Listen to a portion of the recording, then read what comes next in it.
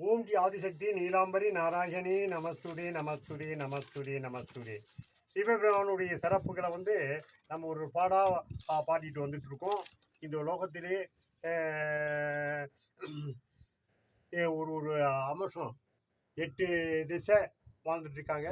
8 திசையில் அந்த பக்கம் பார்த்துட்டு இப்போ இந்த திசை சிவபெருமான் உட்காந்துருக்காரு. நான் 8 திசை சுற்றி பார்த்துட்டு வர்றாரு. இவருடைய சிறப்புகளை நம்ம ஒன்று ஒன்றா சொல்லிட்டு வரோம். லிங்கம் என்ற உருவமடா இரேழு லோகமடா. லிங்கம் என்ற உருவமடா இரேழு லோகமடா. இதை தேடி சென்றவ கோழியடா. காற்று போல் இவன் உருவமடா. இதை கண்டவர் இங்கு யாரடா. இதை கண்டவர் இங்கு யாரடா. இவன் மாயன் என்ற பெயரடா. இவன் சிவன் மகிமை கோடித்தானடா. இங்கு ஆடும் சிவனின் ஆட்டமடா. இவன் கோயிலே சுடலை தானடா.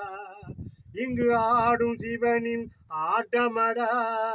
இவன் கோயிலே சுடலை தானடா. அதை தேடி செல்வாய் நீயடா. அதை தேடி செல்வாய் நீயடா. நீ இருக்கும் போதே சிவனை பாடடா. லிங்கம் என்ற ஒருவமடா இரேழு லோகமடா. இதை தேடி அலைந்தவர் கோடியடா. சிவன் காற்று போலே உருவமடா. இவன் காற்று போலே உருவமடா.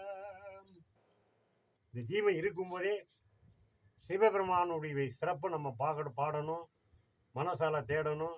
இப்போ நீங்கள் பாட முடியலனா தேட முடியலனாலும் இந்த சிறப்பை நம்ம சொல்கிறோம். இதை காதால் நீங்கள் கேட்டால் கூட போதும். இப்பேற்பட்ட வடிவம் இந்த லிங்கத்தில் இருக்காரு. எத்தனை உருவத்தில் வந்துட்டு இருக்காரு. 8 திசை லிங்கம் இது. இதனுடைய சிறப்பை பார்க்குறோம், ஒன்று ஒன்றா சொல்லிட்டு வரோம்.